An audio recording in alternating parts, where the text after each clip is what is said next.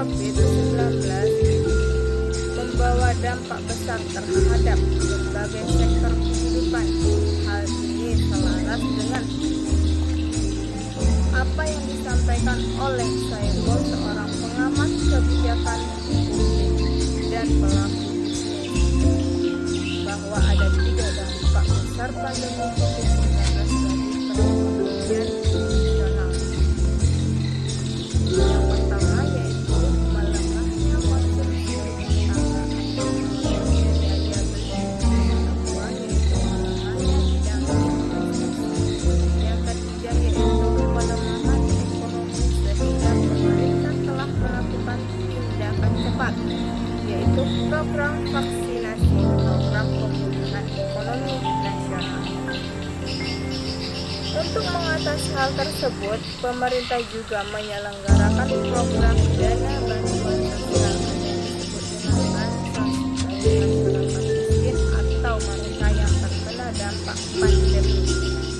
Presiden Joko Widodo membentuk badan khusus untuk menangani pandemi COVID-19, yaitu dengan membentuk komite khususnya penanganan COVID-19 dan Dewan Nasional Pemulihan Ekonomi Nasional. Namun, kebijakan pemerintah tersebut justru disalahgunakan oleh oknum tertentu.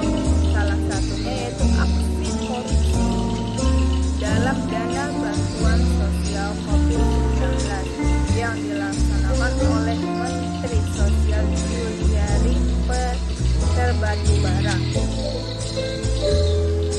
Problematika kasus korupsi dana bantuan sosial pada dasarnya untuk mengurangi kebijakan dana bantuan pemerintah telah membentuk peraturan Presiden nomor 82 tahun 2020 bahwa di dalamnya dinyatakan yang pertama yaitu dalam rangka percepatan penanganan coronavirus di ACC 2019 serta pemulihan dibentuk Komite Transformasi Penanganan Corona di ACC 2019. Pemulihan nasional yang selanjutnya ekonomi tersebut komite. Yang kedua yaitu komite berada di bawah dan tanggung jawab kepada Presiden. Komite ini terdiri dari 3 bagian. Yang pertama yaitu komite kebijakan, yang kedua satuan tugas atau yang disebut Satgas, yang ketiga yaitu penanganan COVID-19 dan Satgas Pemulihan Transformasi Ekonomi Nasional. Komite ini bertujuan untuk menyusun dan mengawal seluruh program pemulihan ekonomi serta memulihkan perekonomian nasional yang diperlukan agar adapun kewenangan yang diemban oleh komite tersebut adalah yang pertama, komite kebijakan bertugas menyusun rekomendasi kebijakan strategi kepada Presiden demi mempercepat penanganan COVID-19 dan pemulihan ekonomi. Yang kedua yaitu Satgas penanganan COVID-19 bertugas dalam menyelesaikan permasalahan pelaksanaan kebijakan strategi penanganan COVID-19 secara cepat dan tepat. Yang ketiga yaitu Satgas Pemulihan dan Transformasi Ekonomi Nasional bertugas menyelesaikan permasalahan pelaksanaan kebijakan strategi, melakukan pengawasan dan penerapan, serta melakukan langkah-langkah yang diperlukan dalam memulihkan perekonomian nasional. Walaupun pemerintah telah memberikan kebijakan yang telah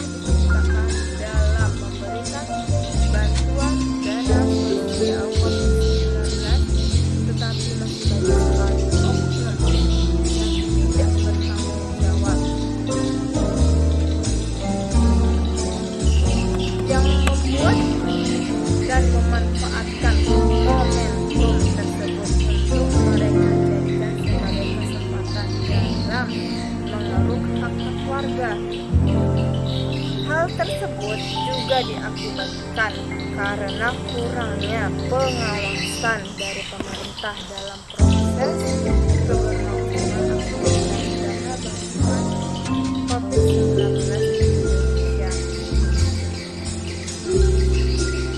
Indonesia saat ini merupakan salah satu kasus yang sangat menyedihkan masyarakat Indonesia. Hal ini terlihat dari buruknya regulasi penyaluran bantuan COVID-19 dan koordinasi dari pemerintah. Juga kacaunya proses pendataan masyarakat yang berhak untuk menentukan dan menerima dana bantuan sosial COVID-19. Kasus tersebut dibuktikan dari adanya pengakuan oleh salah satu masyarakat serta fakta yang memperlihatkan bahwa paket sembako yang diberikan sangat tidak sesuai dan jauh dari kata layak dari nominal yang telah ditetapkan oleh pemerintah. Salah satu masyarakat terdampak kasus korupsi dana bantuan COVID-19 ini adalah masyarakat miskin. Berdasarkan program yang dilihat dari program Mata Najwa tanggal 11 Februari 2021, di dalamnya dibahas terkait kasus korupsi dana bantuan sosial COVID-19 bahwa masyarakat miskin adalah salah satu korban dari minimnya regulasi dana bantuan sosial COVID-19. Mereka menyatakan bahwa paket sembako yang mereka terima dari pemerintah sangat jauh dari nominal yang telah ditetapkan oleh pemerintah sebesar Rp300.000 untuk satu paket sembako dengan biaya potongan good bag 15.000 dan potongan biaya 15.000 dari jasa transportasi. Artinya, secara keseluruhan paket sembako tersebut seharusnya bernilai sekitar Rp270.000. Akan tetapi warga mengaku bahwa paket sembako yang mereka terima jauh dari nominal yang ditetapkan pemerintah. Dalam satu paket sembako tersebut, hal tersebut dapat mereka ketahui dari jenis, kualitas, dan merek dari masing-masing item barang yang terdapat di dalam satu paket sembako. Secara umum, korupsi terjadi dalam penyaluran dana bantuan sosial, yaitu kotak penerimaan dikurangi, bahkan bansos tidak diterima sama sekali oleh sebagian masyarakat, sehingga sangat dibutuhkan kerjasama antara lembaga dan pemerintah untuk menciptakan skema, sistem dan yang strategis dan koordinatif guna untuk menciptakan sistem pelayanan publik dalam menyalurkan dana bantuan sosial COVID-19 yang optimal. Baiklah, selanjutnya akan dijelaskan oleh rekan saya Siti Jubaida. Pada Siti Jubaida dipersilakan.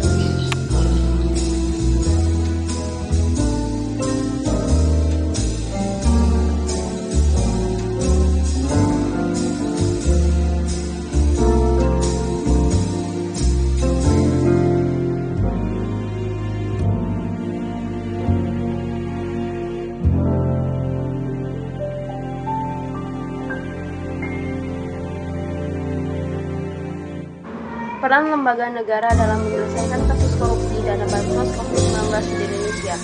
Untuk dapat melaksanakan penyaluran bantuan sosial dengan baik dan benar dan terhindar dari praktek korupsi, maka pemerintah harus menyetujui pelaksanaan dan menetapkan pihak-pihak serta lembaga yang menjadi sasaran dalam penerimaan bantuan sosial dana COVID-19.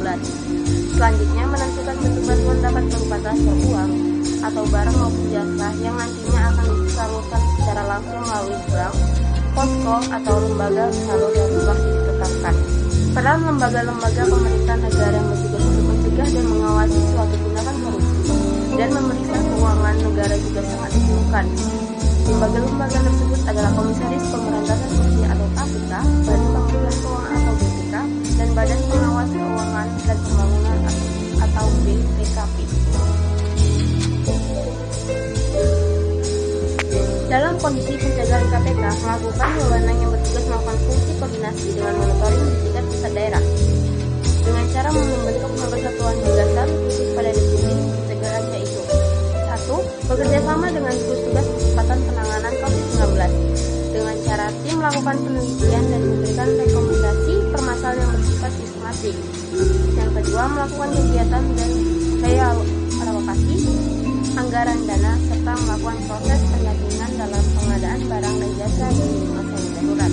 Yang ketiga, melakukan koordinasi keberhasilan stek di tingkat yang bekerjasama dengan instansi lainnya seperti BPKP, PKPP, dan AIP yang bertugas untuk mendampingi penerimaan pemerintahan daerah dalam proses revolusi dan reorganisasi APBD untuk menangani COVID-19.